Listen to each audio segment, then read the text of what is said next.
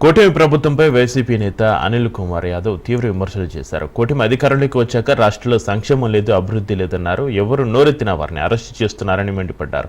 ఎలాంటి ఆధారాలు లేకుండా కక్ష సాధింపు చర్యగానే కేసులు పెడుతున్నారని ఆయన ఆరోపించారు. ఈరోజు ఈ రాష్ట్రంలో కూటమి ప్రభుత్వం వచ్చిన తర్వాత సంక్షేమం లేదు, అభివృద్ధి లేదు. కేవలం ఈ రాష్ట్ర ప్రజలందరూ కూడా చూస్తా ఉన్నారు ఒక కక్ష రాజకీయాలు.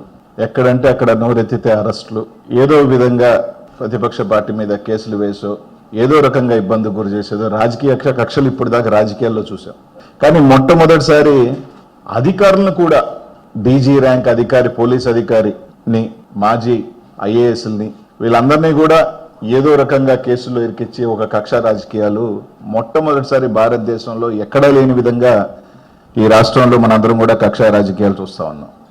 ఈరోజు పోలీసులు కానీ ఒక డీజీ ర్యాంక్ అధికారులు ఎవరైనా విచారణ చేపట్టాలన్నా కూడా రేపు ఇంకో ప్రభుత్వం వస్తే ఈ విధంగా కేసులు పెట్టచ్చు, ఈ విధంగా అధికారులు మనం భయభ్రాంతులు చేయొచ్చు, ఈ విధంగా అధికారులు మనం ఇది చేయొచ్చు అనే విధంగా హరాస్ చేయటం, ఐపీఎస్ ఐఏఎస్లు అనే తేడా లేకుండా ఈరోజు ఈ రాష్ట్రంలో మనందరం కూడా చూస్తా ఉన్నాం.